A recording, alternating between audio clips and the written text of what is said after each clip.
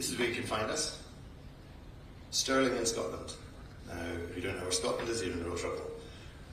If you don't know where the United Kingdom is, you really need to get a geography lesson. But so this is the UK. That's London at the bottom, boo. And Edinburgh and Glasgow up at the top, yay. This is our studio. See a little video over there. We literally look as though we're in a castle. And these are marble stairs, and they lead up to our studio, which is here. As you can see, we've got lots of fake plants, and got a jungle theme going on there. That's some of our awards and some of the props from our shows that we made. Those are real plants, by the way, on there. Yes, we did win a Kids Spoon Award.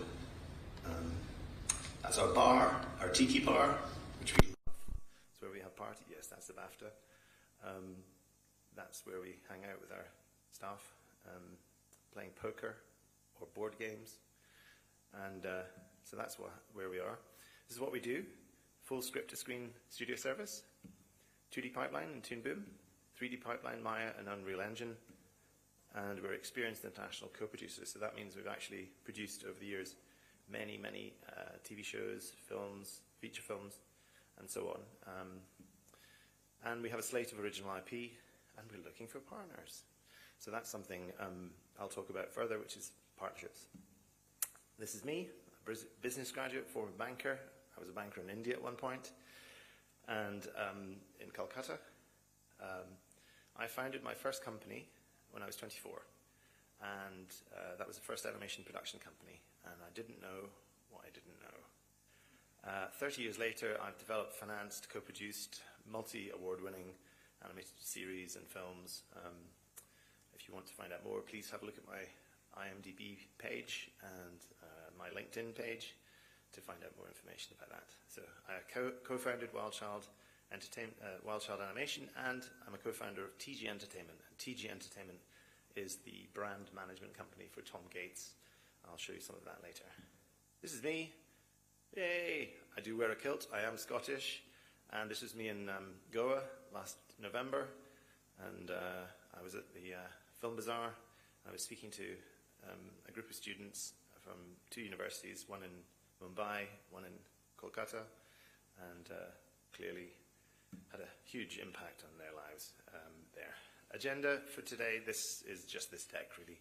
So I'm going to have a high-level view of development and production flow, and then look at the building blocks, the rights, the creative and technical, the funding and the partnerships, and then the Q&A will actually come right at the end, or if you want, you can ask me questions that are pressing. If you feel you have to say something, feel free, because you might not feel brave enough to say it later.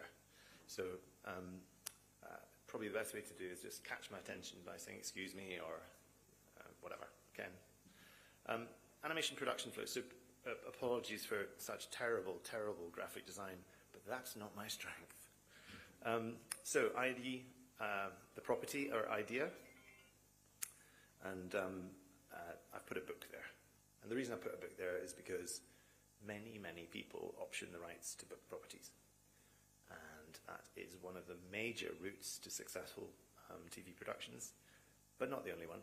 But it's definitely a tried and tested route, and one that is very reliable. Secure the rights you need. That's why I put a contract there.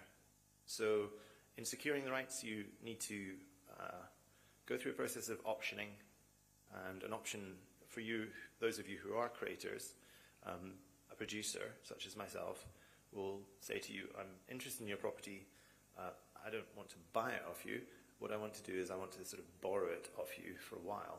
I want to take the option on the rights, and I want to go out into the world.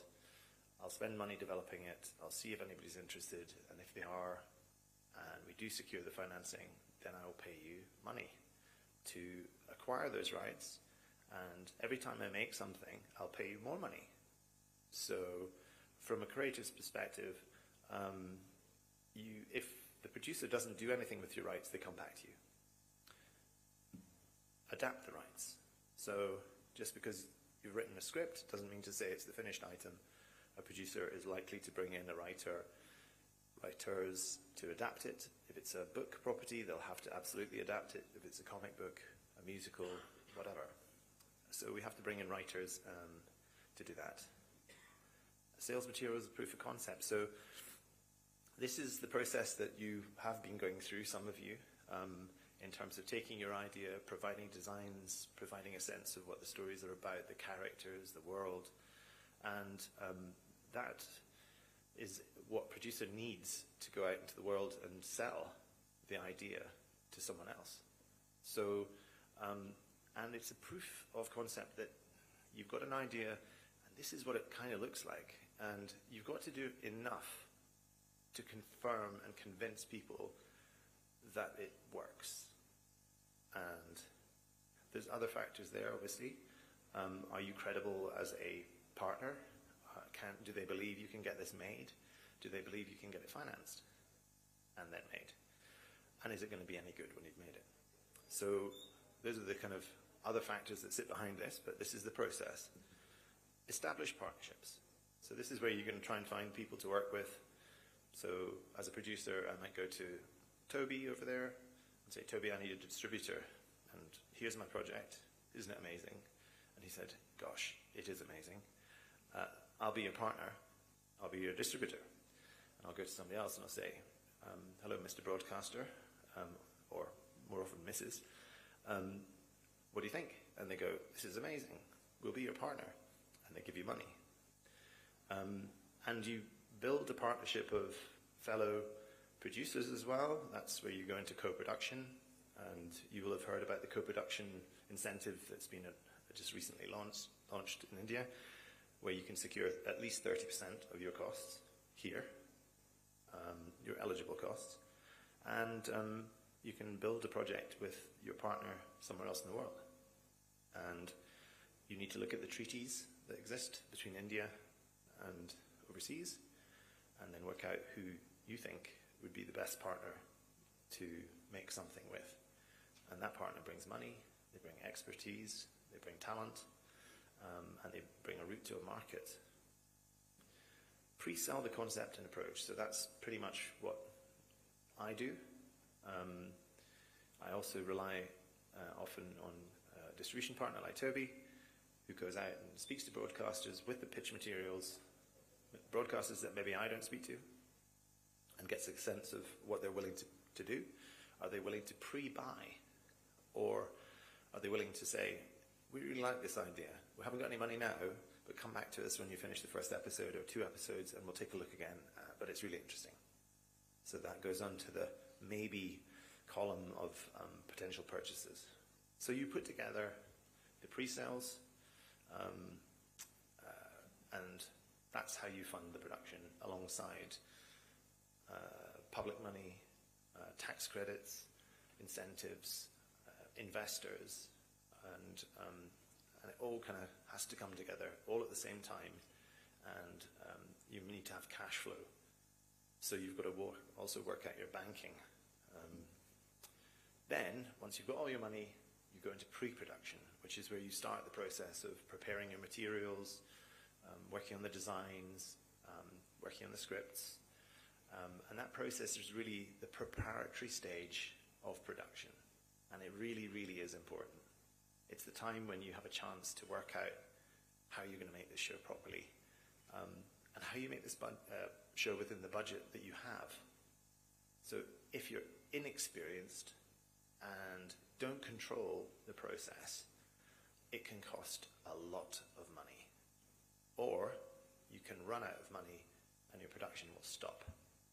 So this process in the pre-production phase of managing and controlling what you're doing is absolutely critical. So, for example, in your series, you've got 5 principal characters, but the writers keep on adding characters in the stories because they think they're really funny and they think it's really an essential part of the storytelling. By the time you finish the show, you've realized you've not got 5 characters, you've got 25 characters. And you never budgeted for 25 characters, you budgeted for 5. You've run out of money. So it may be that they create sets So they've got these amazing ideas. We're going to put them in a palace, and then we're going to have a marching band. And oh, I just love horses. I'm going to put horses in this film, and actually they're going to juggle. So you're just like, somebody just please stop them now. So love writers, but somebody's actually got to manage that process, and that actually falls on the shoulders of the producer. And the producer delegates the role and responsibility to a script editor. But it's ultimately the producer's responsibility to manage and control everything. Production and delivery. So that's the process I was just talking about.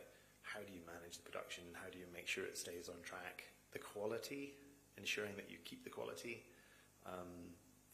And the people that you're working with, you have to make sure that they do what they said they would do. You have to make sure that they do it for the budget they said they would do it for. And the real challenge is when you get into a production with a partner or partners who said they'll do X, but they don't do X. They don't know how to do X, or they kind of do X minus 2. So that means you don't deliver actually what you said you would as a producer. So either you throw more money at them, which is often what they want, or need, I should say, or you have to find an alternative solution. So you might have to take the project away from them and put it somewhere else, knowing that you can get it finished there. And then delivery, that's to the people who are either the broadcaster directly or the distributor. So there's a whole process between the producers and the distributors where we work out the delivery materials that they require to fulfill the contracts that they've signed as a distributor with us. And I'm sure Toby will talk to you a lot more about those kind of things. He's writing notes furiously, so he must be thinking, oh God, I didn't think of that one. Anyway, so, no, teasing. So distribution and promotion. I've put a cinema screen there. You know, could it be a home screen these days? They're about that size, aren't they? So this is about how you get it seen by people in the world. And really, a distributor gets it into the hands of a broadcaster, but really we've no control over what the broadcaster does, whether they schedule it, whether they promote it on air or not, whether they take it off air within a short period of time. So in some ways, all that time and effort you've gone to placing it in the hands of the broadcaster is gone once you hand it to them, because you've lost control of that. Now, some people try to control that process. They try to have clauses in their contracts and things like that. And maybe Toby will talk about what you could demand of broadcasters in terms of their support for your brand. But if you're new and you've really not got any experience and the property that you're dealing with doesn't have any track record, you have less power, let's just say. And if your show doesn't do well to start with, it's almost like a negative spiral. In cinema terms, if you put a movie into the cinemas on a Friday night, and by Monday morning they get the figures back in and it's done no business at all, they'll pull it. So I was involved in a project when I first started my career, and it was released in the US on 3,000 screens. They had $10 million of prints and advertising backing it. And in 3 days, across the entire country, the film went. They took it away. So it's brutal. Then the afterlife. Okay, I mean, I say this is the afterlife. It's, you know, it implies it's some sort of death, but the life after it's been completed and actually put out into the air. So either it does die, in which case there is no afterlife, it's actually just dead, or it actually succeeds, and there are opportunities for your property, your brand, in the world. And I don't know why I put a teddy bear, except to say there's licensing and merchandising. That's it. Diamonds? Yeah. You know, crates of gold. We live in hope. So L&M, that's licensing and merchandising. Spin-offs, so in other words, so if anybody saw Rajiv yesterday talking about Chota Bheem, Chota Bhim is a fantastic example of this entire process, right? They have developed so many spin-offs. They've made movies, they've made so many products, and it's loved. So because it's loved, that's why they can do that. Untold riches. You'll have to talk to Rajiv about whether that's the case or not, but fame, certainly he has fame. But actually, Chota Bhim has fame, right? So everybody knows it. So that's the process there. The building blocks, I just talked about those a little bit earlier. Rights, the intellectual property is something you create using your mind, is what the UK government says, which they must be right. Providing legal protections for creators without fear of unauthorized use or replication, okay? So you, the creator, have these rights. These are yours. So be careful that you don't assign them away. For people providing services to your project, this is you as a producer or you as a developer, you need to make sure that they assign their rights working on your property to you. Because then there's no confusion when you're doing a contract with someone else and saying, these are mine. This is my property. So, there are no encumbrances. Nobody likes an encumbrance. Let me just say that. When you're doing contracts and you're doing deals, they need to be clean, is how people talk about it, right? The messier, the more connected to other things, and, oh yes, there's just this other stuff that's going on. You're very likely to find yourself in a situation where people think that's too complicated and too difficult. There are too many encumbrances. We're just not going to sign that deal. Okay, so you might have got all the way to the point of signing, and they're looking at all these, they're doing what's called due diligence, right, around the transaction. They're asking you all these questions, and you're going, well, but, in which case they say, no, thanks. So you don't necessarily need to acquire all the rights from the creator, okay? You just need to acquire the rights that you want. On the one side, you've got the creator, then you, the producer, in the middle, and then the other side are those people who are then, you're going to parcel those rights out to. So what you want is secure all the rights, but then to hand over on a short-term basis the rights that they need for broadcasting, for making books, for doing music videos, for doing stage shows, live performances. So you parcel out those rights per territory, for a period of time. So it's quite limited in terms of that. And again, this is about control. So you give somebody the rights for a period of time, they do something really amazing with it, you'll give them a longer period of time. You'll give them more rights. You did a great job in India. What about South Asia? Yeah, sure, I'll do that. And then they do the same thing again and do an amazing job there. How about Southeast Asia? Yeah, sure, I'll do that. And they build the brand for you, and they build a business for themselves. Creative and technical. Writing. Animators need to find writers and editors to work with. I love you very much, animators, but writing is not necessarily your core strength. If you are a great writer and you are an animator, you are very special. So you do get people who are authors, who can write, who can direct, who can design, who can animate, and they are truly unique individuals. But there are also animators who are really fantastic storytellers who choose not to be animators any longer. They tend to move into storyboarding or into layout or into direction, because that's actually an area that they feel they can really tell stories. But animators who are true animators, all they want to do is make things look good, move well, express, emote. So when you're looking for your writers, you're looking for ones that are suitable for the audience that you're preparing the materials ultimately for. So if it's preschool, you want preschool specialists. If it's action-adventure, you want people who know how to write action-adventure. If it's horror, you're going to make horror for kids, but maybe you will. But find somebody who's got that kind of vibe and that feel for the material and for their audience.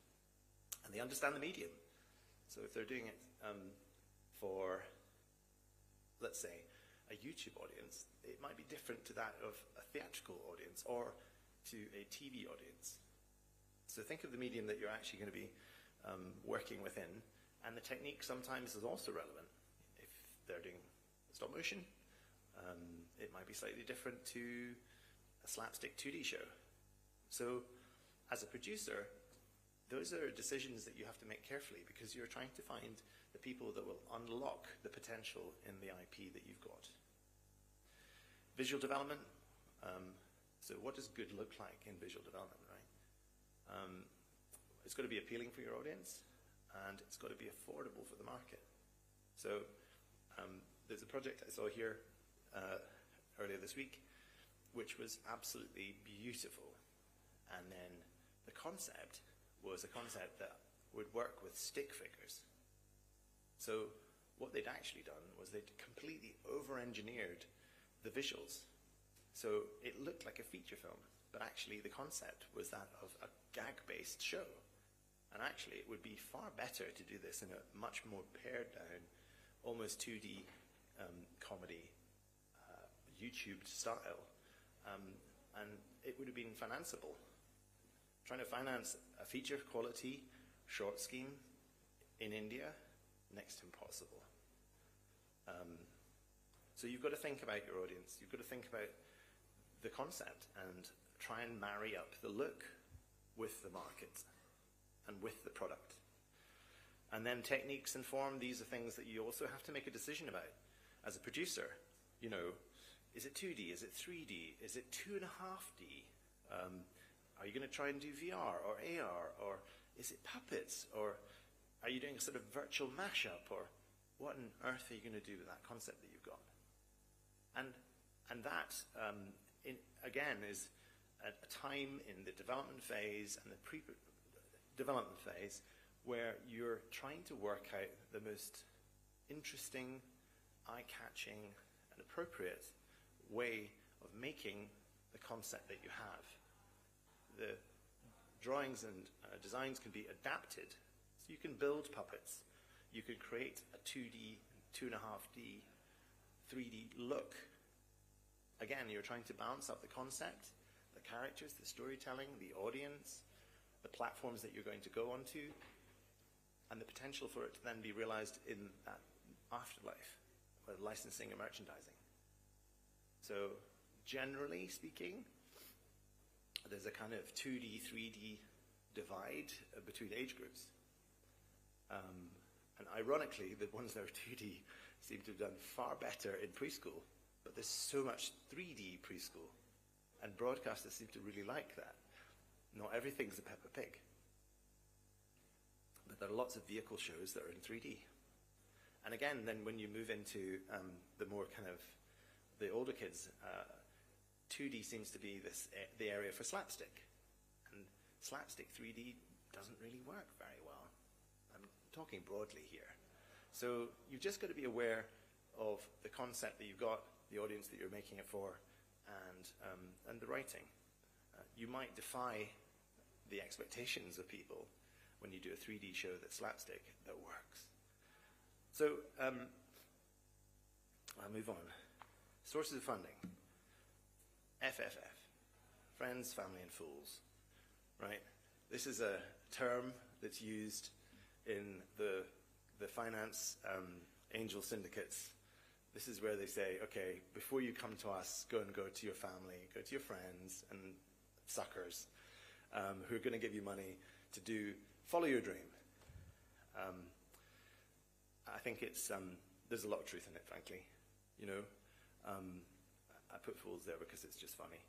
But essentially, you're trying to get to the point where you've got enough money to develop something and make it look marketable. Government enterprises and agencies, you know, in the UK, we've got local governments, you've got state governments as well, obviously, and national governments, and that applies here. They might have incentives for you in your state, or in your city, or in your region. Take them all. Take all of the money. You're going to need it. There's so many things you'll need to spend money on. Travel, market attendance, materials, so many things. So look around you for sources of investment that do not have strings necessarily attached to them.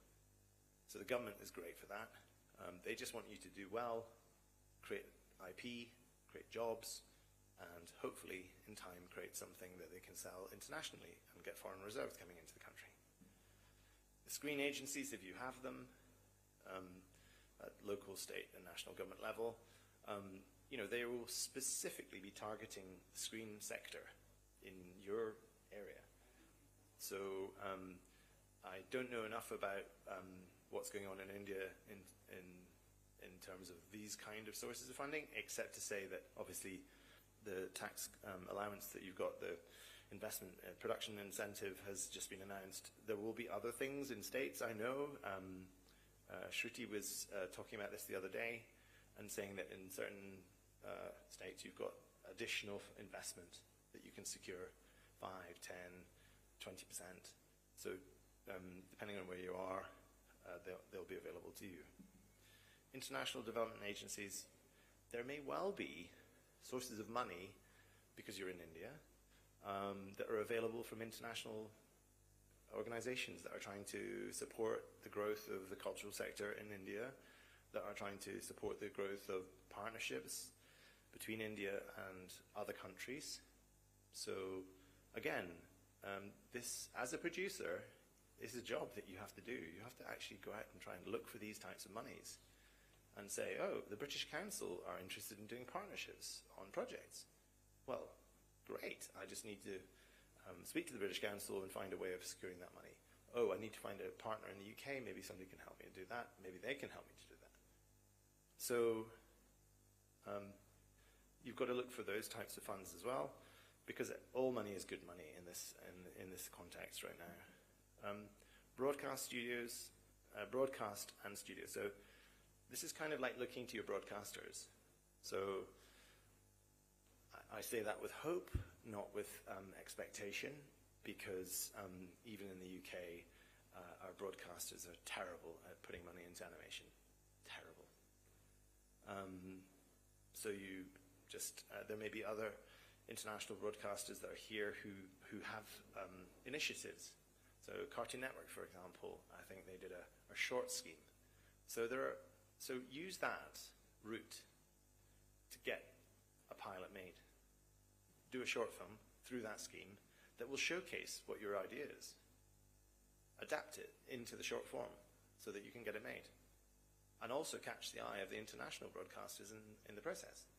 So just by virtue of pitching for those schemes, you'll catch their eye. You'll go, hey, this is an interesting team. That's an interesting project. And you will start that dialogue. So these are all partnerships, potential partnerships of the future, and ones that you should be, as a producer, working on. Distributors, I've left that blank because Toby's going to talk about that. It's about 4 hours of conversation with Toby right there. Internal co-productions. Now, internal co-productions, what I mean by this is you work with post-production houses, you work with facilities companies, you work with studios, there are lots of different people that come into the project along the way in order for it to be completed. Now, you might not have all the money, and you're going to your sound house that's going to record your voices for you. You can speak to the casting agent.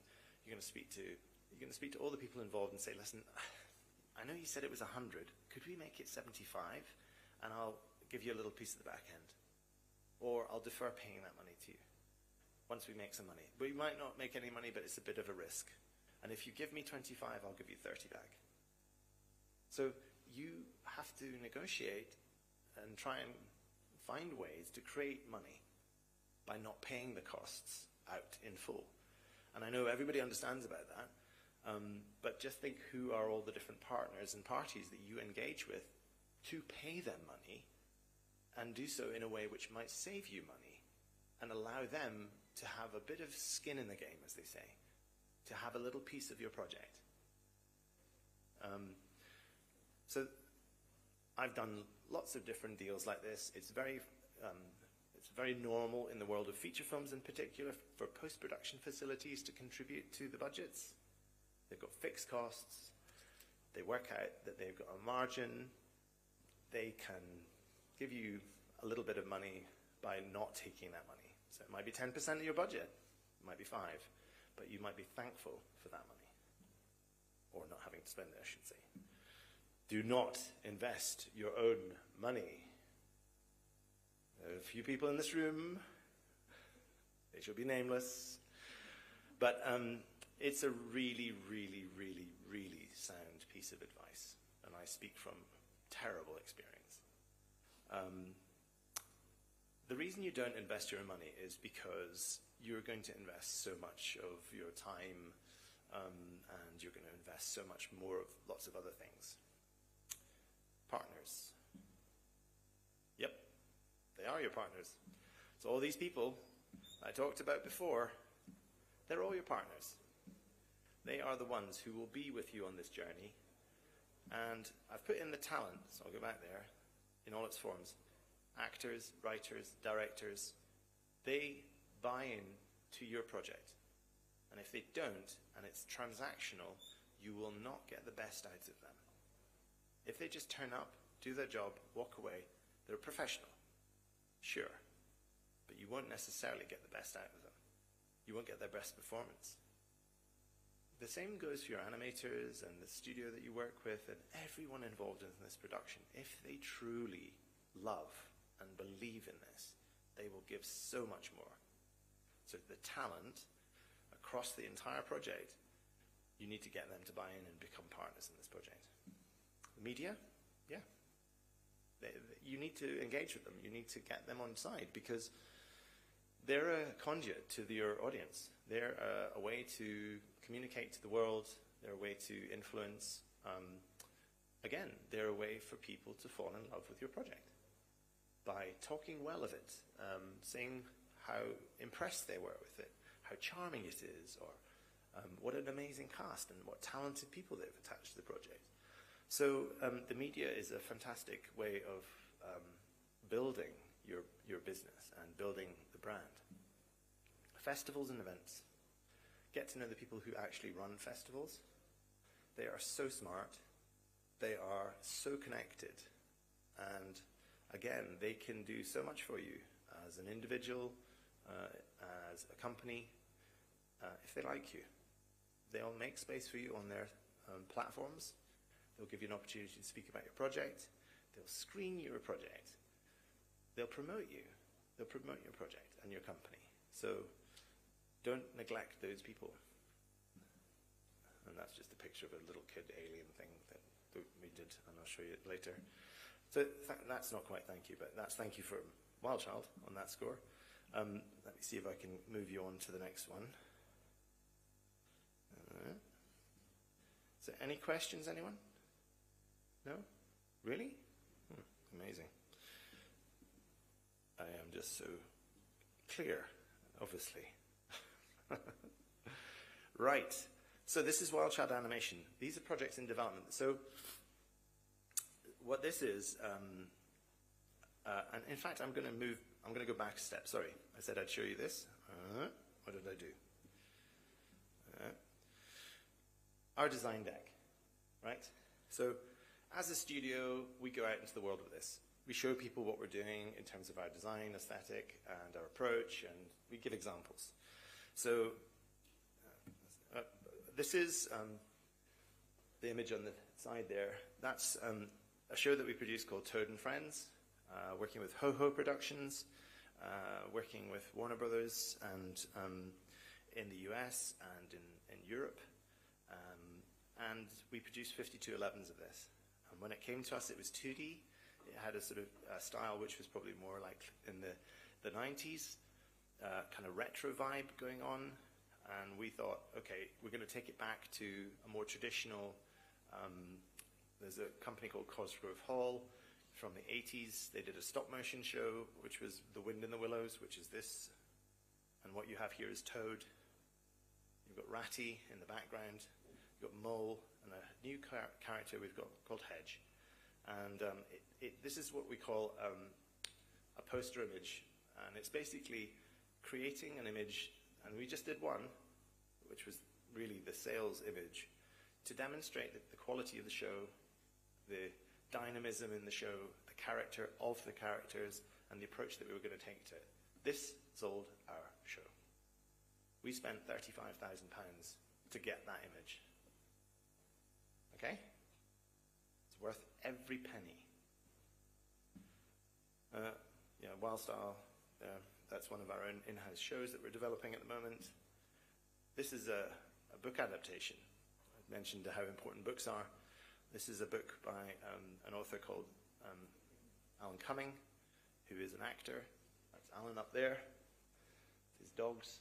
And he wrote this book with his partner, and who illustrated it. And this is about their dogs, Honey and Leon. And we took it into a kind of a stop motion 3D, but with a sort of stylistic kind of nod to the original books, as you see in the background there. Since this, it's actually gone into another further stage of development, and we've done a little 45-second teaser, and it looks amazing. But I can't show you that, sorry. So that's Honey and Leon. You can see it literally looks like they've been made out of plasticine with thumbprints on them, but it's CG. It's all CG. This is Tom Gates, again, book adaptation, but into 2D. And the Tom Gates book property is one that we co-own with our partners, Black Camel Pictures, and TG Entertainment is the rights management company and producer of the series. And we had to take it from a black and white book, which if you've not seen Tom Gates, then it's in shops in India. It sold over 1 million copies here. And it sold over 16 million copies worldwide, and still selling. The author Liz Pichon, who's absolutely fantastic, writes a new book, at least one new book every year, sometimes two. She's a demon when it comes to work, incredibly hardworking. So we had to take it from these 2D images that you see here in black and white. That's the whole book's written like that. The illustrations on the cover are color, and that's it. So we had to adapt that into a TV show.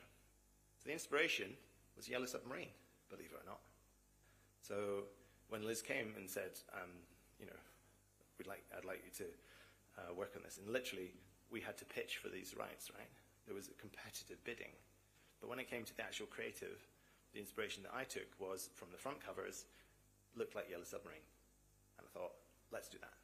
So we've kind of taken it into that direction and created a whole sort of beautiful, colorful universe. But all our characters are still black and white.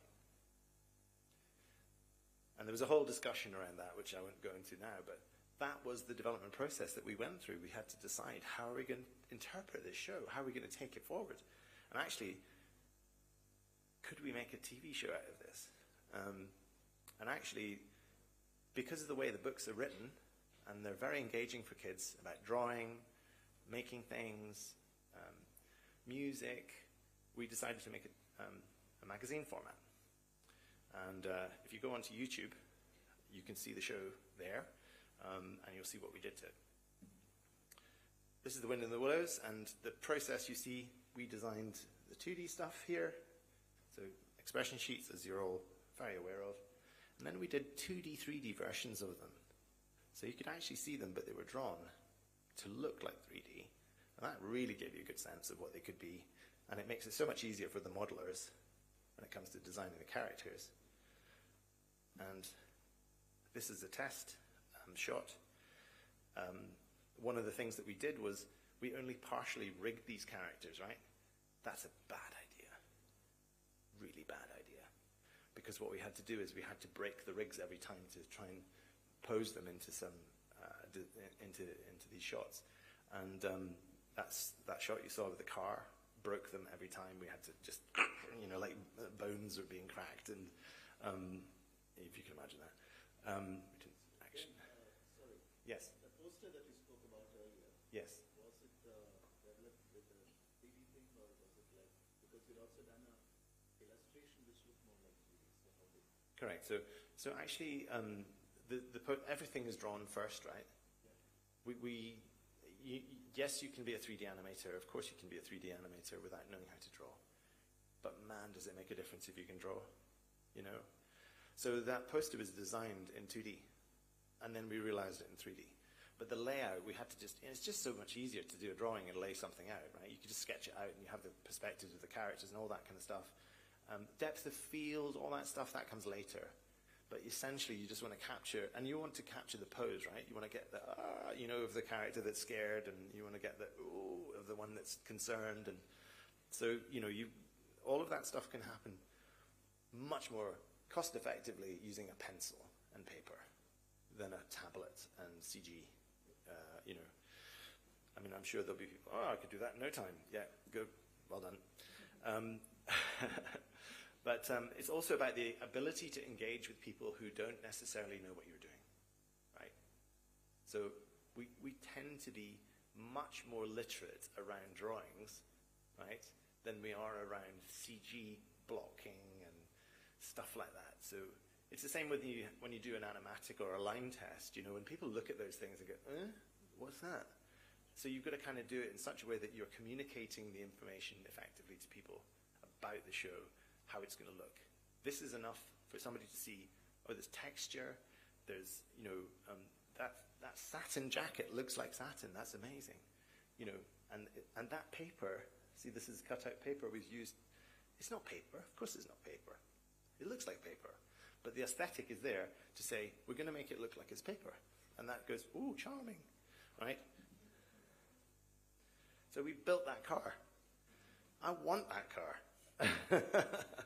We built that house, and that's actually based on the real house that Toad Hall was based on, right? So in terms of veracity and kind of inspiration and things like that, go for it. It's a story to tell as well, like I'm just doing that. So this is Hushabye Lullaby. It's an original idea. And what I wanted to, you remember that little character I showed you earlier? Okay, this is the client's artwork, okay? When I was saying earlier, and I spoke to some of the guys in the room, about taking a client's artwork and adapting it into something else, this is what we got. And what I want to say is we've done a really fantastic job of keeping the charm of the drawing, right? These drawings are charming. And that's why the broadcaster liked them. What we did was we kept the charm and put this wonderful, beautiful, tactile world. This is a preschool project for 0 to 4-year-olds, 0 to 3-year-olds. 5 minutes long. It's a Hushabye lullaby. You put it on for your kids at bedtime. They go, they just want to stroke it. They want to be in that world.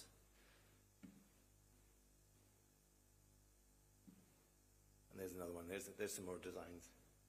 But again, the stars are the stars.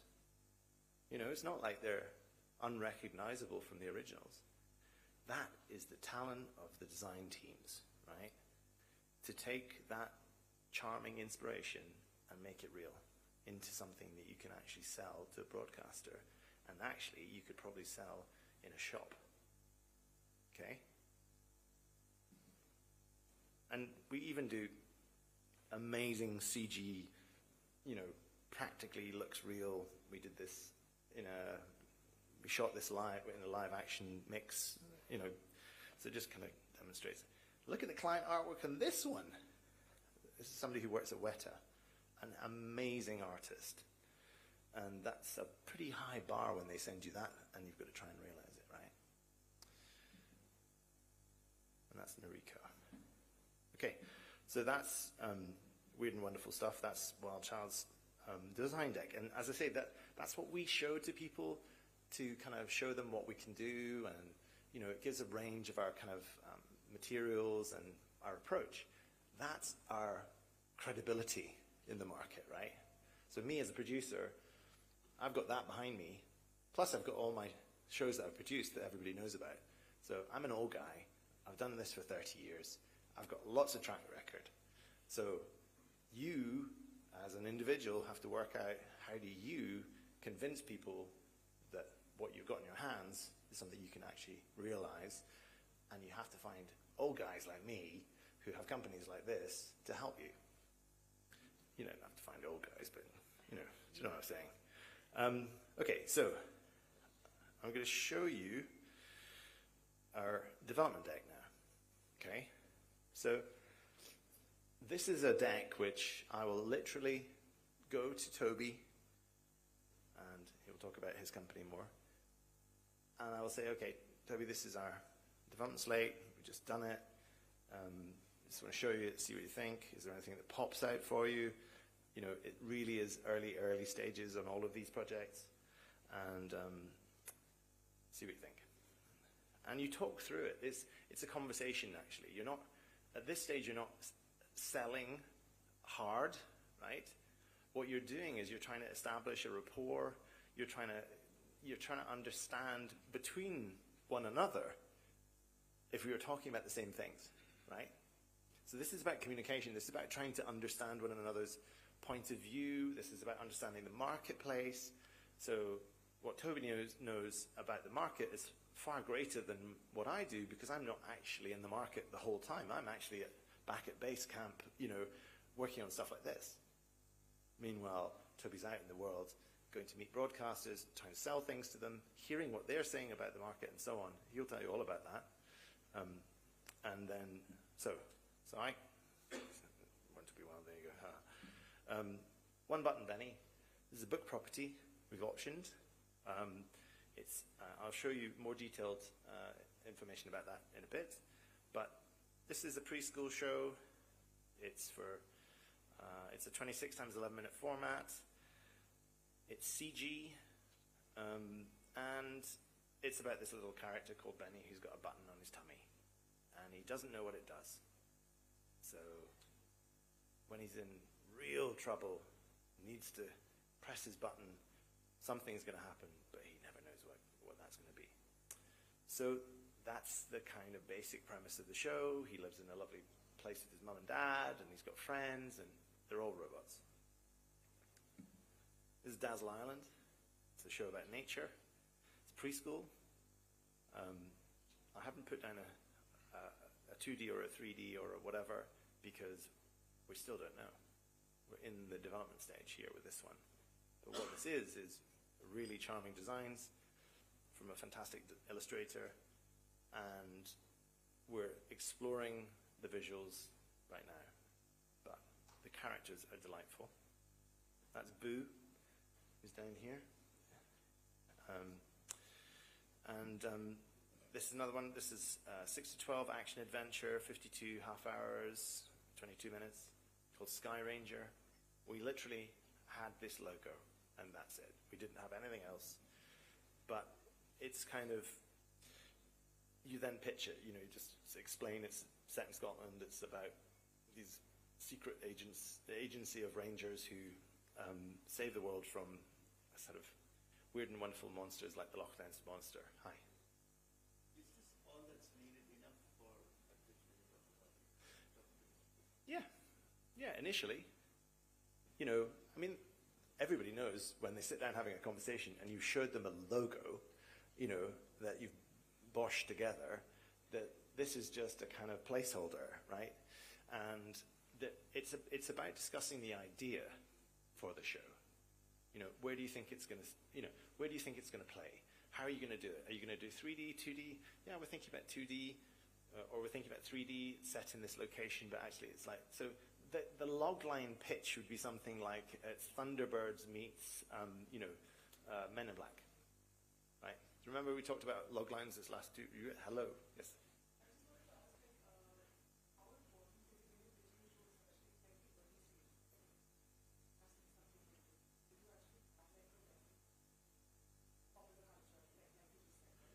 Yeah. Yeah, so in feature films they talk about comps, right? Comparable shows.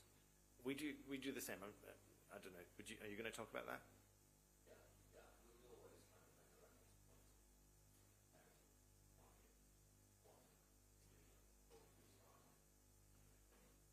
Yeah. It kind of positions it. So you know if there's a spectrum of programs in the kids' age group. So you're saying it's preschool? Okay, that's anything from 0 to 6, right? That's kind of preschool-ish. And then you say, but it's more like Dora the Explorer. And because you said that, they associate with, okay, it's educational, it's got a certain pacing, it's got a certain look to it, it's got a really annoying kid. Sorry, did I say that out loud? But charming child at the heart of it. But I mean, it's that kind of thing where you suddenly you go, oh, okay, and your mind kind of adjusts, and it's like when you go to the opticians and they keep saying, is this better or this better? Is this better or this? And gradually you get to the point where they have real clarity, to use that analogy, real clarity about where your show sits in the world of all the other stuff out there, right? You need to know what that is. You need to be clear before you walk in that door, unless you're trying to develop the show with the person that you're talking to, right? At which point you're going, hey, I don't know what I'm doing here. It's like, we've got a few ideas. What do you think? That's an open conversation, right? So, but you've got to sort of, if you're going into that conversation, you've got to say from the start, listen, we still don't know where this is going to land, but we think it's in this area here. And what do you think? So that's when you enter into dialogue. And we'll be more likely to talk to Toby's colleague who's in development than we are to talk to Toby and his boss about selling it, because we're not there yet, right? Agents of Egg, kind of love this, just saying. This is just a kind of slapstick Saturday morning show about chickens in peril, let's just say, which is always a good place to put chickens. It kind of says what it is almost immediately. It's goofy, silly, slapstick, and it's fun, colorful. Smart Devices. This is an adult animation series that we've been developing. Interestingly, again, we have a 2D take on it, and we have a 3D take on it, which you saw earlier. Do you remember that one where the characters are piggybacking? Same show, different approach, right? The reason is that, finger goes up, yes. No worries. I would say this, I can understand the 11 minutes, I can understand the 11 minutes part, but how do you decide between 26, 52, 104? How do you kind of do that? Really, it depends on who's willing to put money in and how much money they're willing to put up. I mean, it's kind of as simple as that. Toby will want you to do 26 half hours because he can sell that really easily. But maybe you can't finance that.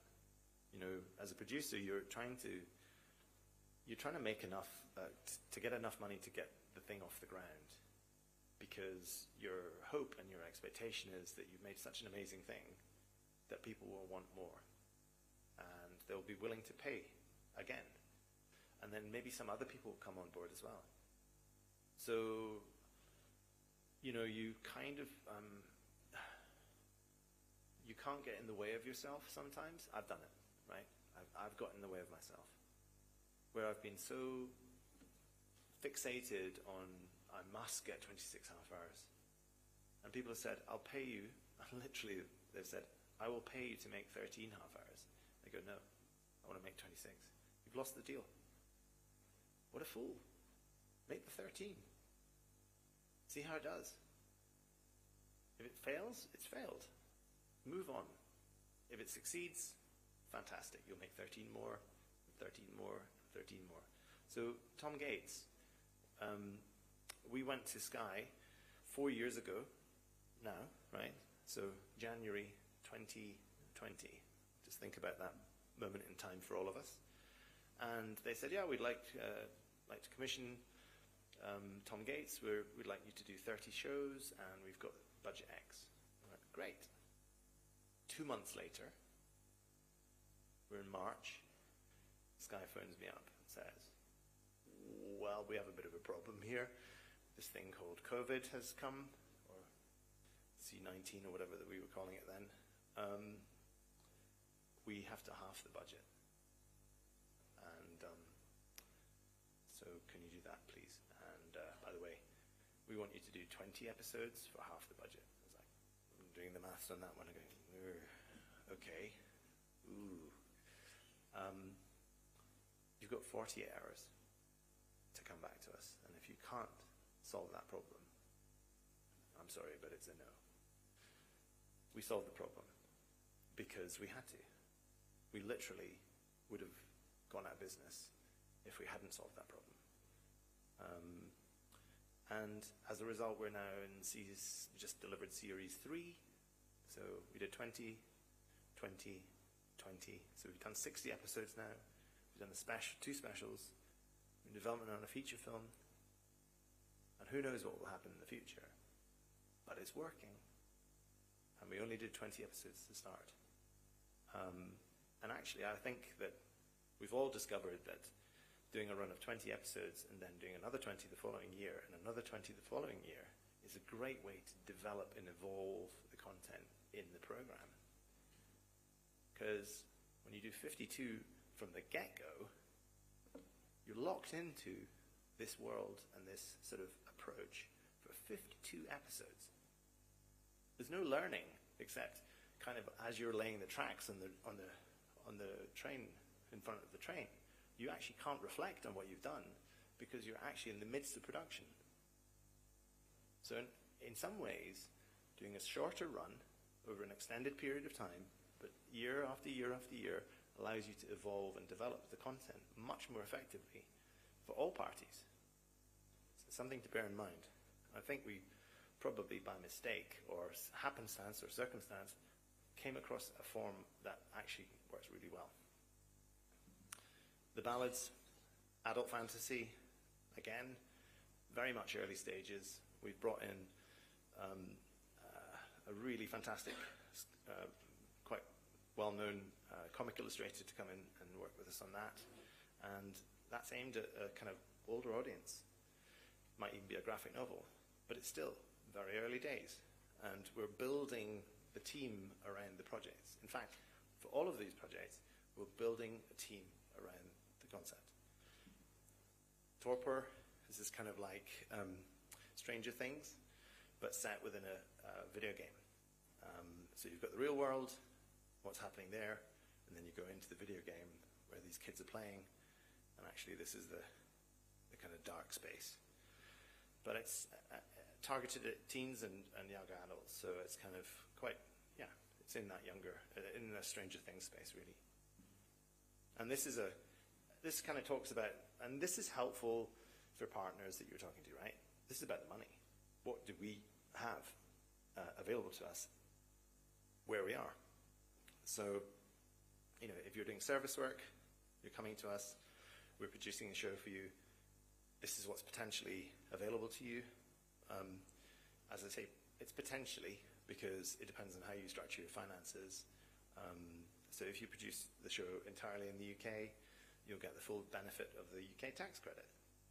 And you'll likely secure funding from our local screen agency who want to support your project. If we do a co-production, then the availability of funding is the tax credit, UK broadcasters, our screen agency, development funding, the BFI.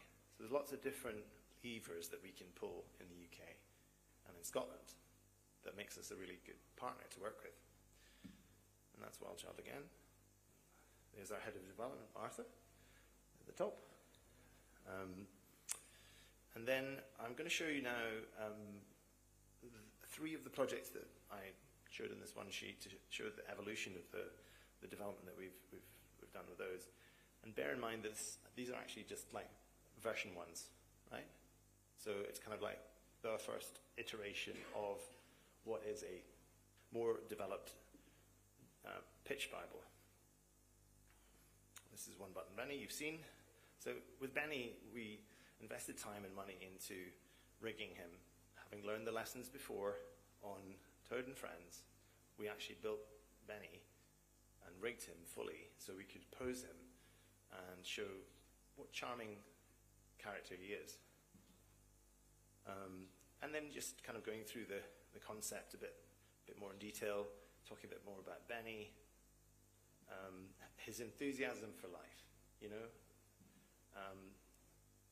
his idea that this button, he presses it, you know, and then the sort of other characters that he has around him, we go through that. Again, placeholder designed, right? I mean, this is not going to be the final version, but it's nice enough to give a sense of, oh, it's quite a colourful, fun world. it's very bright and open and clean. You know, it's kind of along those lines. It's also a discussion point, right? It opens up the conversation. Some people hate pastel colors, others will say, could you change this and that? And you go, okay, we're getting into the details a little bit here, but yes, we'll talk about that. So we just put in stuff to illustrate it and you know, demonstrate what it could look like. And we run through all these friends. So I have to say, I love illustrative style things. I love pencil and this kind of basic illustrations. There's something so charming about them. And they also allow you to have latitude around how the designs actually will develop. So in that sense of, somebody was talking about, I can't remember if it was talking about, there was a baking analogy somewhere, and whether something was half-baked.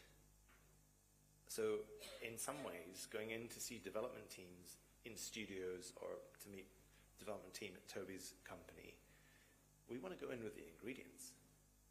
We don't want to even have something half-baked. We kind of, this is what we're doing. Or because they're kind of open to the idea of, what about adding a bit of this? And what about if you did that flavor in there? And a little bit of coloring. The higher up in an organization you go, the more fully baked your idea has to be. Because the guy at the top, usually a guy, but the person at the top is the one that's going to go, here's my cake. And they go, I like that cake. How does it taste? Yummy. I'll buy that cake. Or they go, I hate this cake. And you're done. Goodbye. You only get one chance at the baked cake. But if you go into the development department, you meet the development guys, they're the ones with the, you know, the ideas that still are open, that want to somehow get involved creatively and are willing to be influenced or would like to contribute. At that stage, you go in with the ingredients or even a half-baked cake, and they're fine with that. They like that. They don't want to bake it yet. Okay? So understand that when you're engaging with companies, there's a hierarchy there which is also about decision-making and openness. And if you go in too high, you've got to be really ready for that. And if you go in low, it probably gives you more flexibility, but less influence, right? So you've got to kind of slowly climb through the ranks of all the executives above, which is why actually when you get to acquisitions executives, they're a kind of interesting breed because they kind of are both. They have power, but they also have an open mind because they're looking at a lot of stuff coming across their desks. So that's one button there. Yeah, and this is the original books. So there's actually 3 now. That's the original Benny. It's very kind of charcoal-y, kind of textured feel to this, and we may still go back to that once we've established the style. Some people say it looks dirty. It's like, so everybody's got an opinion. It's not necessarily the right one. But, so that's Benny, and then I'll show you Dazzle Island. No, I won't. What am I doing? Hello.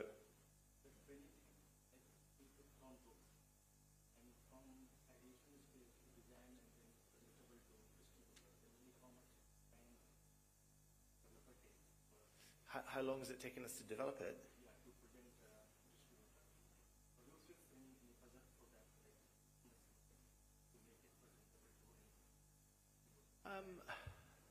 So it depends on the resources you have available to you, right?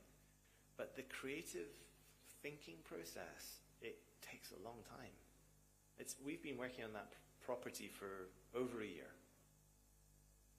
And bear in mind, we're also self-financing it, right? So we get some development money, we're spending it on a script, we're spending it on somebody writing the Bible, we're looking at external illustrators that pitch to us, but we've then got to take that, and we might not take the designs that they pitched us, but we'll pay them some money for the designs they've given us.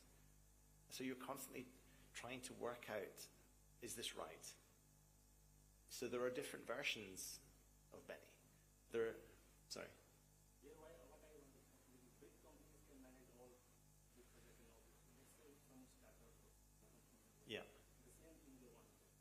Is there any gap for the better for the customer in any issue? Because you mentioned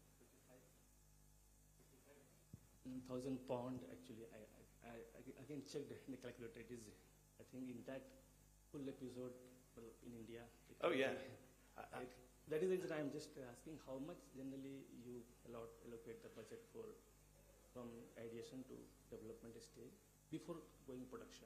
So in the UK, let's say we might set aside anything between £2,000 to £5,000 for the Bible, the written Bible. So that's the treatment, the whole sort of characters, the world, and all that kind of stuff. And then on a per script basis, let's say it's an 11-minute script, maybe £2,500 to £3,000 we'd pay on a script. That's 11 minutes. So let's say £10,000 would be our cash costs to try and get the writing done.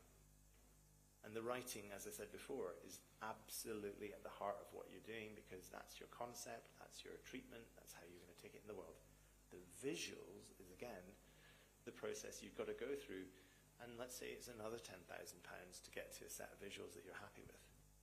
It's just investment. There's no guarantee, like, before selling these kind of investment has to be.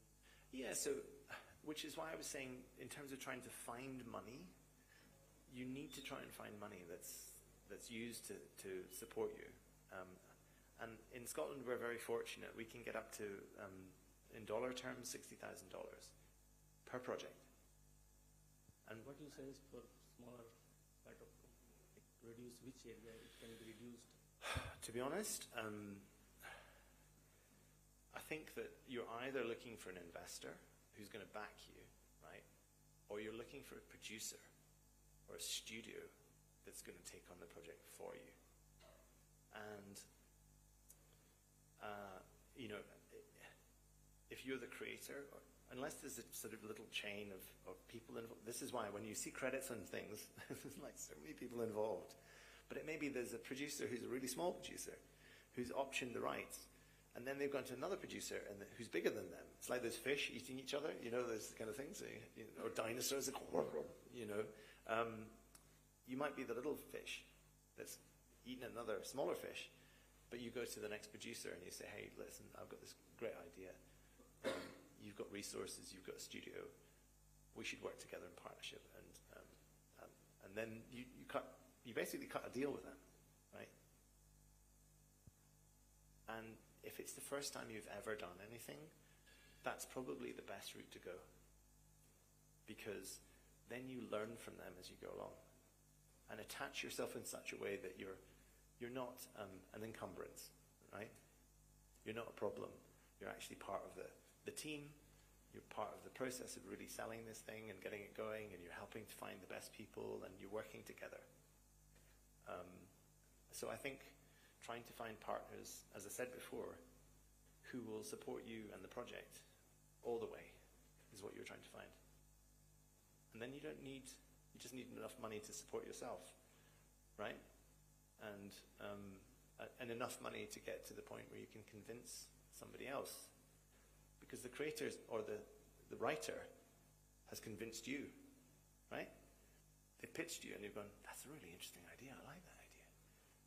But they've sold you that idea. So then you have to sell their idea to someone else. And if they're really good at selling as a writer or a creator, use them. Get them in the room. Because they're fantastic. Nobody else knows the idea better than them. As long as they're not crazy. But sometimes they're a bit crazy. They can be fun. But, so, does that answer your question? Thank you. I mean, you know, don't use your own money, use somebody else's. Still applies. Yeah. I don't know if you're going to cover it here, but the character matrix. Yeah. I can talk about that.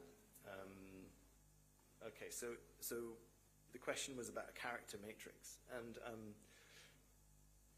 so this is a kind of quite sophisticated, detailed approach to what will ultimately become the Writer's Bible. So this is a kind of production tool. So in the course of writing the show, you create characters, you create environments, you create sort of the physics of the world, you create the logic of the world, you create the rules of the world. And so the idea there is, and this is the Writer's Bible, that you could hand this to any writer with guidelines, phrases, catchphrases, do's and don'ts, all this kind of stuff. And any writer who has any talent in the genre can take that and write a script.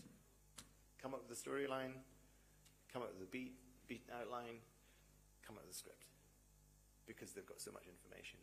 And the character matrix that was referenced there is the idea that all the characters in your show, you could put their names across the top, and then across the side, and in a spreadsheet where they meet, you could actually determine the relationship that they have to each other. So you could say, do they like each other? Have they known each other before? Do they hate each other? If they have a conversation, how does it go? So you could literally fill that little box full of information about the relationship that these two characters have to each other, that a writer can take and go, I can do something with that relationship. So it's kind of a really useful tool for springboarding ideas. If you're looking for, characters that have friction, characters that get along really well, they're best buddies. So that matrix, that character matrix, is a really useful tool in the world of writing. This is Dazzle Island again. This is our poster image. We wanted to find something that somehow encapsulated the world, how beautiful it could be, how weird. It's about nature, and this actually tells a story. This is an illustration of one of the stories, which is about a plant that is dying, and they're caring for the plant, and they take it into the jungle, and they realize that by planting the plant in the jungle with all the other trees, that those trees actually then look after the plant. So this is based on science. So mycelium, which are those glowing bits underneath, are the roots of the trees reaching out to this other plant and feeding it nutrients. That happens in real life, right? It's amazing. So what we're trying to do with this show is actually show to young kids that nature is amazing, that you have to go out into the world and see it. And don't pull plants up from the roots to inspect them, obviously, but so this is all based on science. And in this project, we're working with the Royal Botanical Gardens in Kew in London as our scientific advisors, right? So these dudes tell us stuff that's just mind-blowing about plants and botany and all this kind of stuff. And then we have to incorporate it into our stories and our world in a way which is charming and delightful and funny and engaging. And there are stories that anybody can sit down and watch and really enjoy. And these characters, they're part of a really warm family of characters on this weird and wonderful island. And this is our show, right? I've just told you the show using this illustration, right? That's what your poster needs to do, right? A lot of time and effort and thought goes into this. I cannot tell you how many variations we've had. Oops, that's something going on there. I cannot tell you how many variations we've had of this. The font alone, I have seen 25 versions of. But fortunately, we kind of got to the one that we got to, and here we are. So, and then we start to flesh out the characters in the world a little bit more, talking about who they are, what the show's about, what happens in every adventure, a little bit about the world, the vibrant ecosystem, and kind of starts looking at the relationships between the characters, going into depth about the characters themselves, how old they are, Rita, Boo, Brian, her dad, Queenie, who's a weird and wonderful character, Zook. So, and then you give them some examples of the storylines. There's an example of an outline there, dandelions. So, dazzling fact at the top, dandelion seeds can fly very far away, up to 100 kilometers in the wind, opening and closing their hairy little parachutes as they travel, deciding where to land. That is amazing. They're not just like dumb things that fly because they're fluffy. They actually navigate, right? That is amazing. If you don't think it's amazing, please leave the room. Okay, dazzling fact, hermit crabs move house. I'm sure lots of you know this, right? If they get too big, they leave their shell. They move to another one. Anyway, so there you go.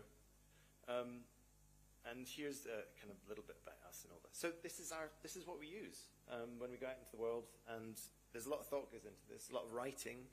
There's a writing team behind this, and so it's all got to come together. This is V1, right? This is version 1. This is the one we felt was almost good enough to take out into the world, but it's still not good enough.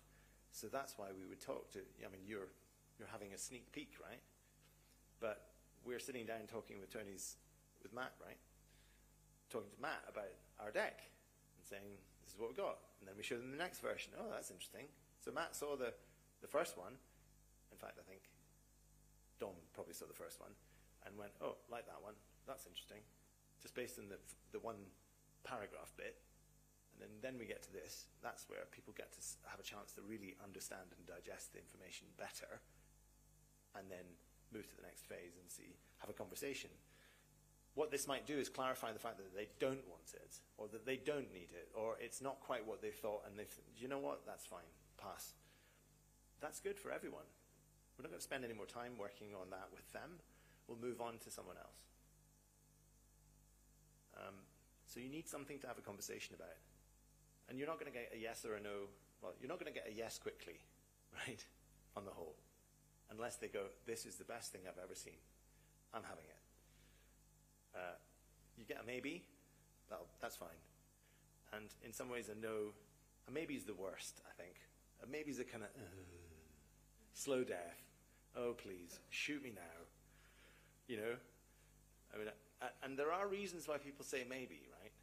There are reasons. The reason that they say maybe is, I like it, but I have no money, right? So,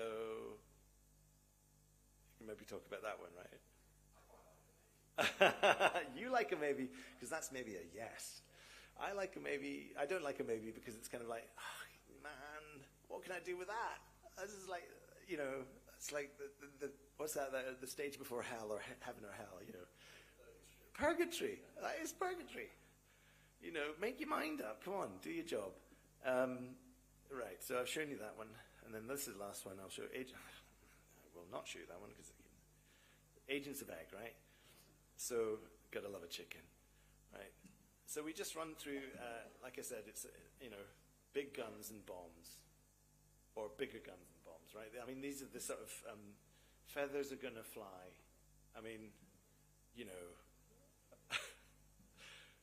and you talked about the characters, you then start to flesh out the world a little bit more, right? You get to see the colors, you get to see the kind of egg-related, chicken-related design themes that are in their HQ. There you see the island of Claw, which is where all the raptors, the bad guys are. Clearly they're bad guys because the colors tell you that. It's a bit spooky, it's a bit fun. Sort of shades of Scooby-Doo, really, isn't it? But that, tonally, is kind of saying to you, this is like Scooby-Doo. So it's action-adventure, it's comedy, there's maybe going to be some mild jeopardy involved here, because there are bad guys. That is a weird thing, looks like a brain on the side, but it's not, it's corn. Anyway, so that's enough to get somebody having a conversation. You've got springboards there. We've actually got script on this one. Blah, blah, blah. Right, so I'm going to go back to this one. Sorry. Yes. Of course. Is it something about this particular show which looked like Scooby-Doo, right? It kind of has the feeling of Scooby-Doo, right? Yeah. So where I'm, okay, this is too loud. Okay, so my question is, what's the risk or danger of actually having a benchmark or a comparison with another show? Because the funny part is in the VC world, VC venture capitalist world, they always try to benchmark it. Oh, this is like Uber. This is like this thing. It works for those guys. Yeah. But in creative industry, when you're showing this is like Scooby-Doo, this is like that, does it work for you or against your, I mean, is that like, depends? Well, it's that kind of comp thing, right? So they're comping it in the VC world. They're comping it to what they think is a comparable business that you could get. I mean, the fact there are unicorns that they're comparing it to is just fanciful. And if anybody knows anything about anything, they know that to get to the point where you are a successful Uber, there's a long road to get there. It wasn't an overnight thing. Same thing goes for creative content. You know, there's a long road to get to being a Peppa Pig or a Bluey. And what people don't know is that Peppa Pig was on air for 5 years before they got a single license, right? They were trying so hard to get licenses for Peppa Pig. And I know because I know all the team that were involved in that. And but then they got the first one, and then they got the next one. And what actually was the success was the quality of the show. The content is fantastic. You might hate pigs, or you might hate the kind of, some parents are like, I've seen so many Peppa Pigs, I'm just going out of my mind. But that's unfortunately the fate of a parent, is to have a show that their kids are absolutely obsessed with, and they just play it constantly, right? But the content was actually the thing that was the outstanding thing about Peppa. All the thought and care and talent that went into creating the stories, the characters, the treatment of those characters. Everybody remembers that, right? They all remember jumping in muddy puddles, because they've created those memorable moments that kids love, and parents can go, okay, I like the Daddy Pig's funny, okay, I get that, because they see something in themselves. That's what's so brilliant about Mark and Nev and the guys at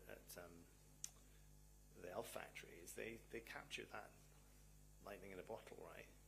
And what was genius is that Joe, who's gone off to set up and do Bluey, worked at the Elf Factory, learned all the lessons on Peppa, and has taken it back to Australia and done the same, but with his own Australian twist. So if there's a lesson there, it's try and learn from what they do on the successful shows, and then put it through your own cultural filter and bring something out into the world again. So reinvent Peppa, reinvent Bluey, but with an Indian twist. Look at the successful shows and what's actually the DNA of those shows that makes them successful. I mean, as producers, you don't want to go in and say this is the next Peppa, because you sound like an idiot. But secretly, the subtext is this is the next Peppa. But you want to kind of give the inference without saying it, right? You want to give the feeling that, because if that's truly what you've done, if you've gone out to try and create the next Peppa Pig because you want the DNA that was in Peppa and Bluey and all the rest of those great shows, it's got to come through in the materials that you're presenting. And people have got to have a sense that that's actually the potential for this, because this is all about potential, right? Until this is made, it's about potential. And this is about giving people a sense that there is potential in the creative materials, there's potential in the people that are involved, there's potential in getting involved in something that could be huge. That's what makes it so exciting for all of us. That's why we still do it, because we think we're going to get a hit, okay? I mean, it's like those gold miners that go and they keep on digging for gold. They think they're going to hit the seam. They think they're going to hit pay dirt, right? So that's what keeps everybody going. And also the process. Working with great, talented, interesting, creative people, and making great things. So... Another question, sorry. Yeah, of course. I think I kind of cut in, sorry. My question was regarding the adaptation thing, when we were talking about Tom Gates. Mm-hmm. So just wondering, like when you get the rights to the book and then your development team is sort of coming up with the, treatment, Mm-hmm. how much of like an opinion would the author of the book also have on the visual treatment, or is that something you take care of in those contracts that you were, mentioning? Yeah. Like I said, it's a partnership, right? The challenge is with creators that maybe don't quite understand the world of the adapted version. And if you've agreed to them having the power of approval over things, then it could be a difficult process for you.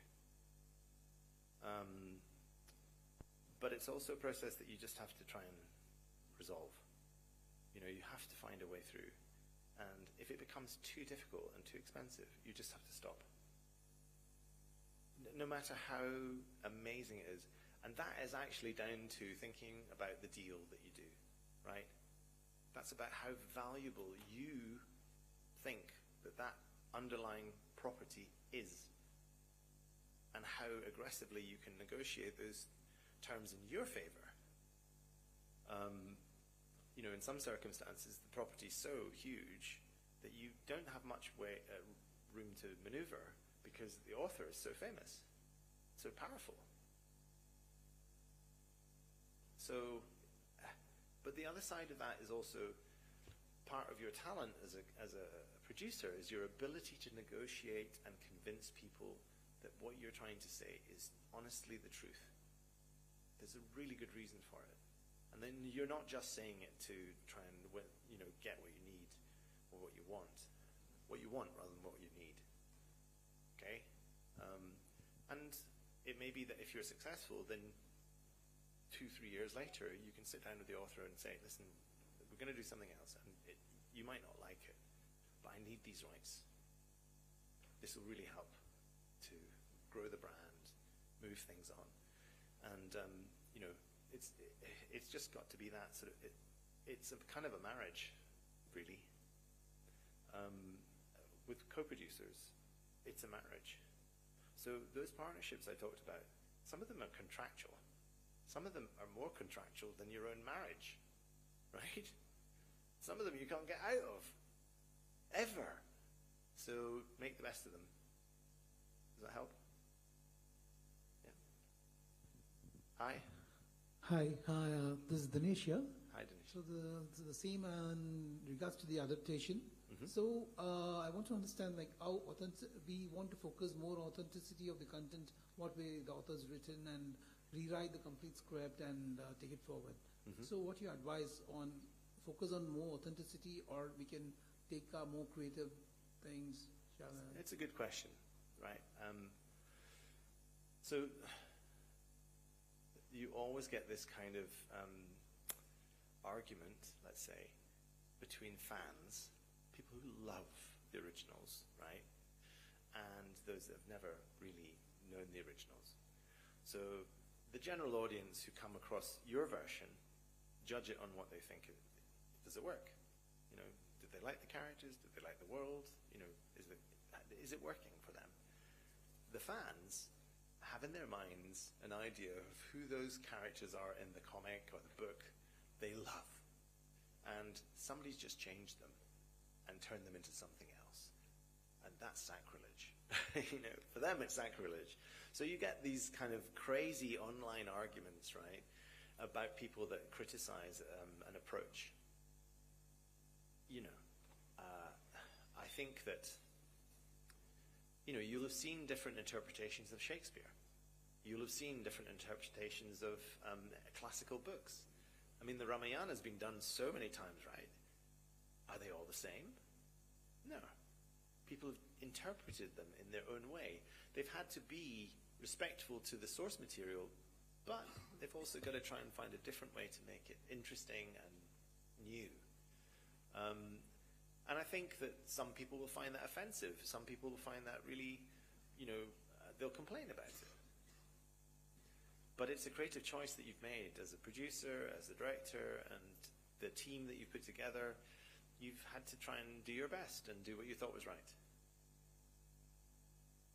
And Does that answer your question? Or Yes, me. does it give you more questions? The main, what I felt was maybe the main content, the authenticity must be good, exactly, and maybe the other extra treatment, what we do, maybe the quality or the other creative inputs or things output, maybe we can more focus on it and take it to the much better ways, maybe. Yeah, so I mean, I was thinking about the word you've used, which is authenticity, right? So as opposed to veracity, right? So authenticity is that sense of it's true, you know, it feels right. It's not necessarily the book itself, but it's the spirit of the book, right? And it's also about the quality. You've mentioned quality there. Yes. So you could make it look amazing, but it will have no heart. It will just look shiny and, you know, polished and glitzy, but it will have no heart. Or you could do something which is set in a village, and it's done at a really basic level. You may even have villagers acting in the parts, but somehow what they say and how they say it carries more of a weight of truth and authenticity than that shiny version does. So that might engage more with your audience than the shiny one, you know? I'm using that as a kind of extreme example at two ends, you know, village performance over here, Bollywood, top-notch, you know, Hollywood stars in there. Same material, different treatment. But one feels more authentic than the other one. So, and that's the thing that's amazing about what we do, is that choice to do it like that, rather than like that, is a creative one. You know, and yeah, I mean, I think that's what's the thing that's really gets the hairs in the back of your head, neck going, is when somebody's made a choice like that, a brave one, a really brave one, and gone for it. Because it's, there's a risk, for sure. And talking about investment here before, you know, that idea that you put money into a project that's 100 million over here, and this is 500,000 over here, they can both lose money, right? But they can both also make a lot of money.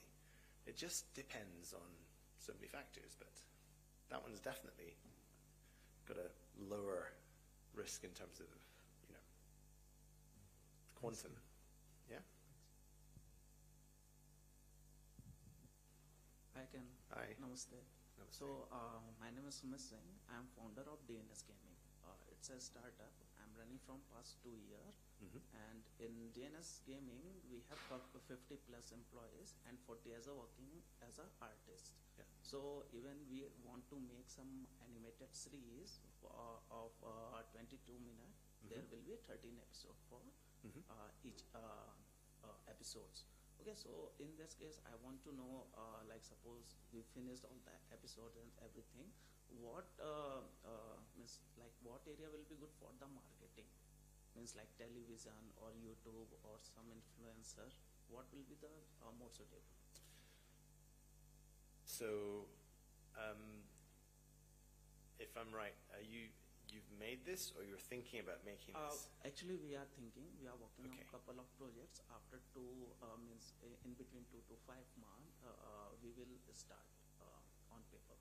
Okay, so I would probably say to you, the process that I outlined there of development and testing and so on, that's a really sensible thing to do. Don't produce 13 episodes without doing anything like that. Yeah, actually, we are working as a partner with Amazon. Okay. So we want to sell on Amazon Prime.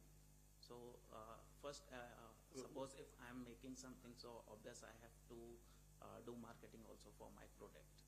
Okay, so there are two separate things. I think Toby's probably better to talk about the market in terms of who buys what and how to maybe help in the promotion and marketing, or how to help engage with buyers.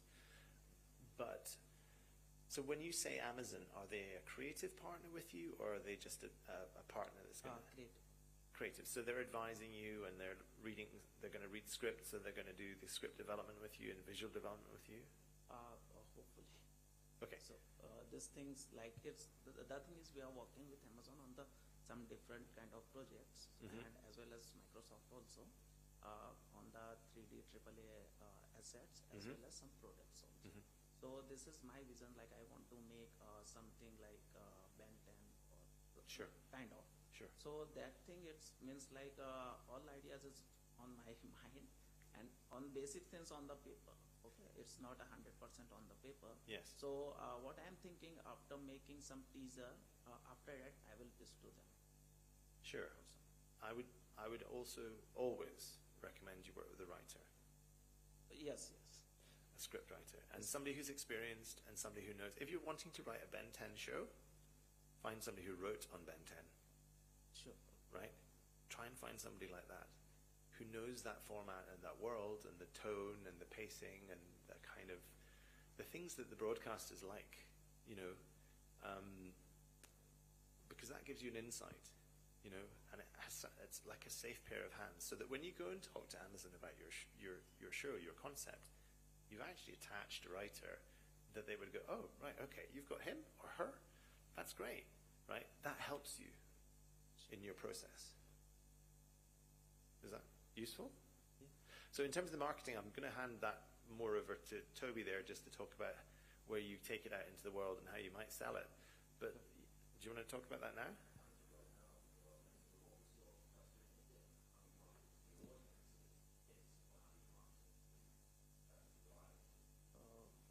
That show will be for the kids. So how it's like how I can close them. Yes. Yeah.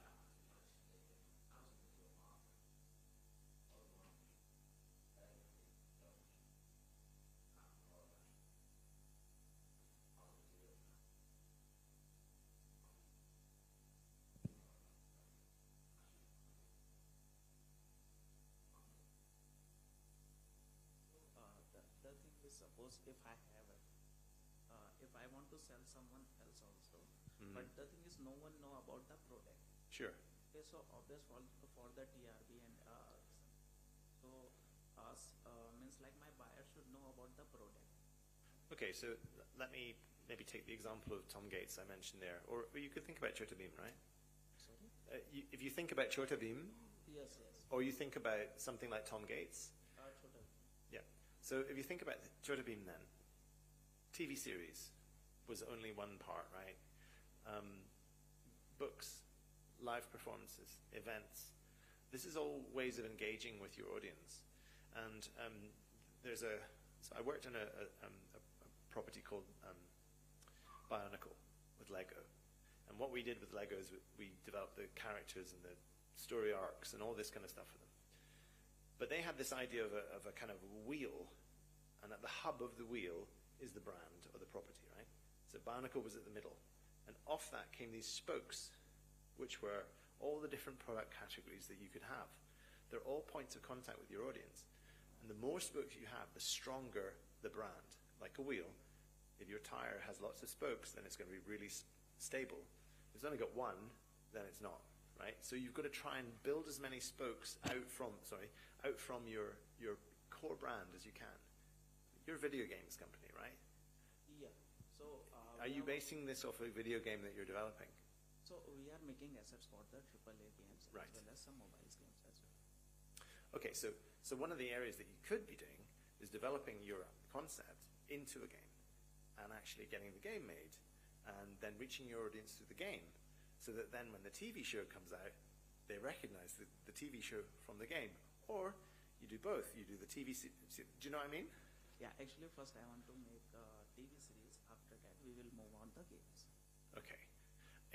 I mean, it's really interesting because it's a little bit chicken and egg sometimes because, again, reference to chickens, but it's a little bit chicken and egg sometimes because people say, oh, well, why don't you make the game first and then I'll buy the TV series off you, right? Or they'll say, well, are you going to do a book? Oh, well, why don't you do the book and then I'll buy the TV series once you've made the book? And you get yourself into this terrible situation where, so don't mention anything else, right? Just say it's the TV. No, we're not doing a game. We're doing a TV show, because otherwise it's somebody that then they'll say things like, yeah, I'll just wait. I'll wait till you've done the game. Because that's what you do, you know? And you'll be going, no! So I think, again, it's that thing of work with other people. I'm sure you can produce it.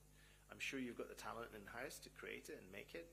But actually, you need other people to come involved and help you to get it into as a production Sure. in the hands of the right people. Even with Amazon, unless they're going to pay 100% of all your costs. Actually, the thing is, I have 12 years year of experience in animation. I worked on a couple of animated series also, so I have some contact with the CGI director and all. So they will work with DNS game. So that's a production-related person, but I think you need to be looking at somebody who's more a producer, like someone like myself, who's kind of that point of contact between the likes of Toby and the market. Sure. The thing is, after creating some teaser or some episodes on paper or some video formats, after that I'm planning to pitch you or someone. Because the thing is, I don't have Fair everything enough. for show you. There you go. Yeah, the fish, I think, you know, yeah. I'm not saying I'm a big fish, by the way. Anyway, I'll move on. Anybody else? Any other questions? I think we'll ask one last question and Hello. we'll wrap up and we'll go to the next session. Sure. I was going to ask Ken Yeah. about international co-production partners. I know Yeah. a lot of the guys here are Yeah. looking for that. Yeah. So, given the scenario, you're taking your show out to commissioning broadcasters, and I'll use Rai as the example we were talking about there Yeah. today. Yeah. But this is true of a lot of other countries, not just Italy. So you take your show to Rai, and they love it, and they think, right now, we want to give you X amount of money to make it, but they say, but you need to have some of the work done in Italy. You need an Italian studio to do some of the work. Yeah. You don't know any studios in Italy, got no connections there, and all of a sudden now you've got to put that piece together. So what advice would you give for some of the producers in the room who are perhaps anxious about working with an international co-production studio, giving away part of their baby to be developed by somebody they don't know, and how Yeah. do you manage that relationship and manage the workflow and manage the split and manage the communication? Yeah. Question. Huge question, but no, it's okay. I've got another hour. Okay, so often broadcasters will recommend studio partners to you or producers to you if you come in.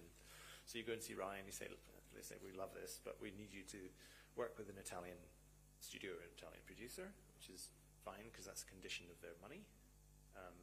And you need to sort of establish a few things. You need to establish what's the minimum work to be undertaken in Italy in order to maximize the money. So, because that's actually what you want to do. You want to close your budget. So that's a kind of discussion with Rai about how much they're going to put in, and then you need to try and understand the co-production agreement between India and Italy, and what the percentages are in terms of minimums and maximums. And then you need to understand what sources of funding are available to the producers in Italy. So you need to understand their market. So when I put that slide up about Scotland, that's a way for you to work out, oh, I could get like 40 or 50% of my financing out of the UK. That's good, right? So then that process of understanding the sources of money in Italy comes about by engaging with the Italians, right, and talking to them. So Rai might help you, but they probably won't. They'll say, speak to these guys. So you'll have to start doing your research. You'll have to start going into the marketplace and talking to Italians. You know, not a bad thing. Let me tell you, lovely people, and great food. So, you know, where do you do that? So you either do it virtually by getting online and finding out who they are, getting in touch with the Italian Animation Producers Association, or asking friends who have worked with Italy. That's often a really good thing to do. So ask around in the community here, the production community, who's worked with Italy? Which companies did you work with? What were they like? Were they fair? Were they not fair? Did they cheat you? Did they lie to you? And if they're those people, then don't work with those ones, right? Even if you meet them and they tell you all sorts of things, you know that behind the scenes they're not going to come through with their word. So find out the people who are really cast iron, really reputable, because they are worth their weight in gold. Okay? They will save you so much money and time and anxiety and grey hairs. Okay? So then you look at structuring the deal with them, and how do you manage that process? Get a good lawyer. Okay? You need a lawyer to get a good deal organized between the two parties. Somebody who's experienced and done this before. Don't find the lawyer who did your house, who purchased the house for you. Don't get him or her. They don't know anything about media law, right? Find a media lawyer, okay? They'll be expensive, but it'll be worth it in the long term because you'll have a good deal that you can work with. Find somebody who's done co-productions before, international co-productions, right? So get the right people for the job, okay? Don't ask a plumber to do your electrics, okay? They just will make a terrible job. And then I think you've got that situation where you're sitting down, you're trying to work out the work splits, okay? You'll be doing things like that where you're saying, these are my strengths, this is what I can do, and they'll say, these are my strengths, this is what we can do, and you've got to just find a way to accommodate each other. You've then got to decide who's in charge, right? You've got to decide who's actually the one that's in charge and who has the final say about things. And if it's your project, you are fully within your rights to say, I call the final say, but we'll talk about everything, but I am the producer of the show, this is my show, I get final say. And it's up to the other side to be clear with you about how that relationship will work, what you do in a situation where you disagree, how you resolve those things, if there's some payments involved, how you do the payment terms, how you split up the money between you, where you collect the money. So often one of the things that you'll try and put in place is a collection agency, right? Somebody who collects the money for you. Actually, a distributor does that for broadcast sales. So effectively, they're the one that gather the money together, and then they can disperse it on terms that are agreed with the partners, right? There may be investors who get the money first. Maybe a distributor's put money up, and they'll get that first. So what they talk about is a waterfall, okay? This is a finance thing where everybody's put their money in and they want their money out. So they talk about the waterfall. Have you heard about this term, waterfall? Yeah? No? Okay. So basically there are people who get their money first, then second, then third, then you. You're at the end. But you're the producer, so you're the one who's wanting their money, giving them their money back, and then giving them a participation in the back end, right? There may be people who've deferred money in the production that we talked about before, like the post-production house, or those guys that are partners who've put something into this production. They'll come before you. They'll absolutely come before you. So you've got to pay back all your partners and make them whole, and then you can take the benefit of all that work that you've put in. What were the other things that you mentioned within that? Managing the production itself. If things go wrong, you've really got to try and work out how to resolve them. There's nobody else to sort them out apart from you and the person on the other side. And if you're in charge, there's definitely got to be somewhere in the contract a clause that says you can have it, you can take back control of the entire production if they fail to do something, if there's a breach. And you've really got to be prepared to do that if things are going badly. Because you have people who've put money into that project, and they need you to honor it. You need to honor your contracts. You need to honor your deals. And if somebody's failed you, you need to get rid of them and replace them and honor your contract. And I think something I didn't talk about much here is trust. That is such an important factor within in our industry. There's so much trust has to be established with parties. You break that trust, you're done. It might not be today, might not be tomorrow, next year, but over time, if you're the kind of person that breaks their bond, lies to people, cheats them, takes their money, doesn't do what they say they do, you will not be working in the industry for the rest of your life. You'll be working as long as it takes to get found out. So, and the companies that people want to work with are the ones they can trust on a handshake. I trust his word. He said he'd do what he did. You know, he delivered that show even though it nearly killed him. Hello, done that.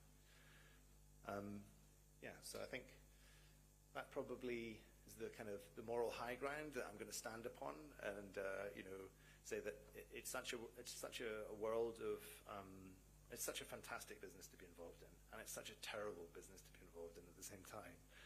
But if you treat people with kindness, and this is what I love about the animation industry, people are good. They are good. There are some stinkers. Avoid them. Call them out. Don't hide them. If they're stinkers, tell the world. Get rid of them. We don't want them in our industry. But generally speaking, I'd say we've got such a nice bunch of people worldwide. So for those of you just starting out your careers, it's a fantastic one to have. I wish you the best of success. And for those of you who are still toiling in the salt mines, one day, one day, your ship will come in. So thank you very much. I have been, and still am, Ken Anderson from Wild Child and TG Entertainment. And please come and talk to me afterwards if you've got any other further questions, if you'd like to, you know, have a chat. That's absolutely fine. So thank you very much all.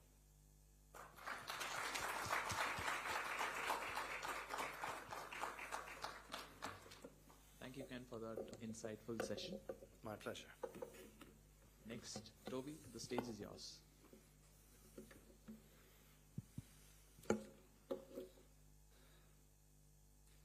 Tobes, do you need the power? I'll leave it here for you. You can plug it in.